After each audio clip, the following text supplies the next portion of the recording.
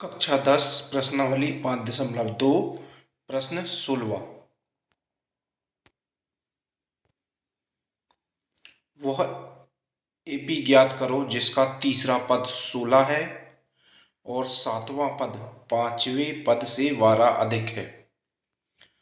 तो माना समांतर श्रेणी का पहला पद ए है और सार्व अंतर डी है।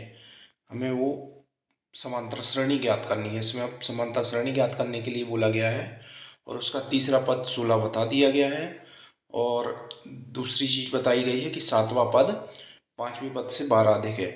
तो समांतर श्रेणी ज्ञात करने के लिए पहले हम मानेंगे कि समांतर श्रेणी का पहला पद ए है और उसका सार्व अंतर दो पदों का अंतर डी है। अब इसमें तीसरा पद दिया है, तीसरा पद कितना 16 दिया है। तो तीसरा पद उसके लिए सूत्र क्या रहेगा, ए एन बराबर ए धन एन ऋण 1 डी। तो तीसरा पद क्या होगा इसका, ए धन 3 ऋण 1 डी बराबर 16। 3 ऋण 1 मतलब 2 डी, तो ए धन 2 डी बराबर 16। ये हमारा पहला समीकरण बन गया। अब प्रश्नानुसार क्या दिया है कि सातवां पद पांचवें पद से 12 अधिक है। तो सातवें पद का मान लिख देते हैं, इसमें पांचवें पद का मान लिख देते हैं। सातवें पद का मान क्या होगा, ए धन 7 ऋण 1 डी बराबर ए धन 5 ऋण 1 डी धन 12। ए धन डी का गुणा दोनों में अंदर कर देंगे, 7 डी ऋण डी बराबर ए धन डी का गुणा यहाँ पे भी अंदर कर देंगे, 5 डी ऋण डी धन 12। 7 में से 1 गया 6 डी बचेगा और यहाँ 5 में से 1 गया 4 डी बचेगा। अब कर देंगे पक्षांतर।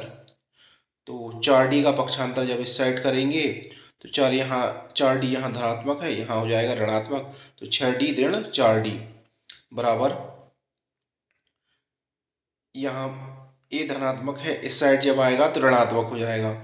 और यहाँ इस पक्ष में और क्या है, ए धन 12 है और ये ऋण ए इस साइड आ जाएगा। तो ऋण ए और धन ए कट जाएगा, यहाँ सिर्फ 12 बचेगा और यहाँ 6 में से 4 डी चला जाएगा तो 2 डी बचेगा। अब 2 का पक्षांतर जब इस साइड करेंगे, यहाँ गुणे में हो रहा है, इस साइड भाग में हो जाएगा तो 12/2 हो जाएगा। तो 2 से 12 में भाग देने पे 6 आएगा। तो इस प्रकार डी का मान हमारा 6 निकल गया। अब जब डी का मान हमारा 6 निकल गया है तो इस मान को हम समीकरण 1 में रख देंगे। समीकरण 1 क्या बनाया था हमारा, ए धन 2 डी बराबर 16। तो डी का मान 6 इसमें रख दिया, तो ए धन 2 गुणित 6 हो गया 12, ए धन 12 बराबर 16। 12 का पक्षांतर जब इस साइड करेंगे तो यहाँ धनात्मक है, यहाँ ऋणात्मक हो जाएगा। तो ए बराबर 16 ऋण 12, 16 में से 12 गए तो 4। तो इस प्रकार ए का मान हमारा 4 निकल गया। अब ए का मान हमारा 4 निकल गया और डी का मान 6, तो हम इससे समांतर श्रेणी बना सकते हैं। क्यों, क्योंकि हमारा पहला पद निकल गया 4 ए और डी होता है दो पदों के बीच का अंतर। तो 4 के बाद से दो पदों के बीच का अंतर 6 है, तो 4 में 6 जोड़ा 10, 10 में 6 जोड़ा 16, 16 में 6 जोड़ा 22। ऐसे एक हमारी समांतर श्रेणी बन जाएगी। इस प्रकार हमने अपना उत्तर निकाल लिया है।